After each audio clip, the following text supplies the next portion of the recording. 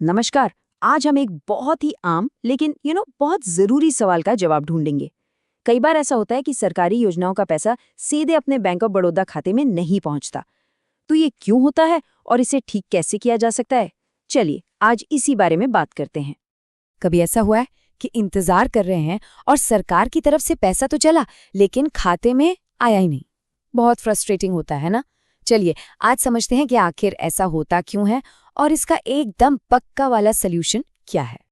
देखिए, चाहे पीएम किसान योजना का पैसा हो, वृद्धावस्था पेंशन हो या फिर आवास योजना का, इन सब का पैसा खाते तक पहुंचने के लिए ना सिर्फ एक ही चीज पर टिका होता है। वो है एक खास तरह का बैंक अकाउंट लिंक। और अगर वो लिंक सही नहीं है तो समझ लीजिए पैसा बीच में ही अटक गया। तो फिर असली वजह है क्या? देखिए, मजे की बात यह है कि इसमें ज्यादातर सरकारी योजना की कोई गलती नहीं होती। असल प्रॉब्लम है आपके बैंक खाते और सरकारी सिस्टम के बीच एक बहुत जरूरी कनेक्शन का न होना।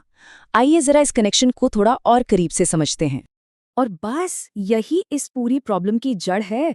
पैसा तो भेजा जा रहा है लेकिन उसे खाते तक पहुंचने का रास्ता ही नहीं मिल रहा। सब कुछ सिर्फ एक सही लिंकिंग पर अटका हुआ है। अच्छा, अब इस पूरे प्रोसेस को समझने के लिए ना दो शब्दों को जानना बहुत जरूरी है। एक है डीबीटी और दूसरा है एनपीसीआई। सुनने में शायद थोड़े टेक्निकल लग सकते हैं पर ट्रस्ट में ये बहुत सिंपल हैं। और असल में यही वो सिस्टम है जो पैसा सुरक्षित आप तक पहुंचाते हैं। तो डीबीटी का मतलब है डायरेक्ट बेनिफिट ट्रांसफर।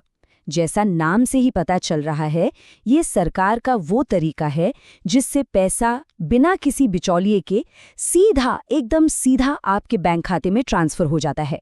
कोई बीच में नहीं, पैसा सीधा बेनिफिशियरी के पास। और एनपीसीआई क्या है? आप इसे एक तरह का सुपर सिक्योर फाइनेंशियल हाईवे समझ सकते हैं।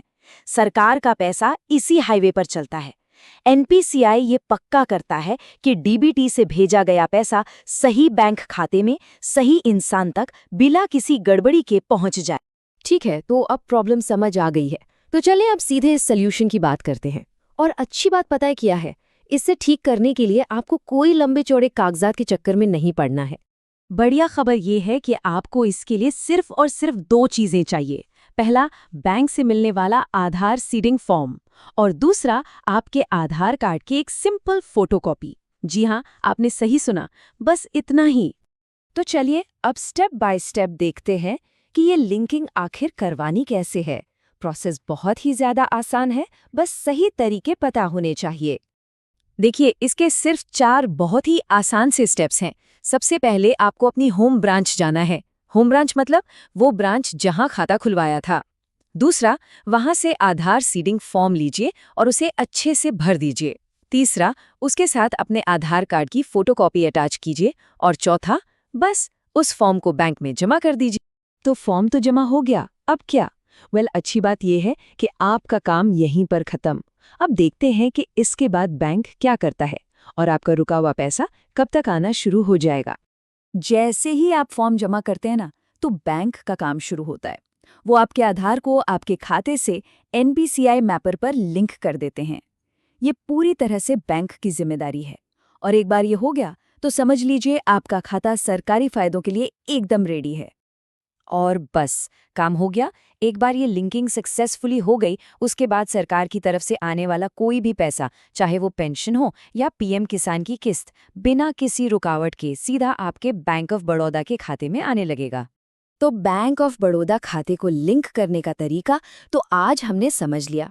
लेकिन ये एक बहुत बड़ा सवाल भी खड़ा करता है कि क्या सिर्फ यही एक खाता है जिस पर ध्यान देना है? क्या दूसरे बैंकों में भी ऐसे खाते हैं जो सरकारी फायदों के लिए जरूरी हो सकते हैं? ये पक्का करना कि हर जरूरी खाता सही तरीके से लिंक्ड है, आप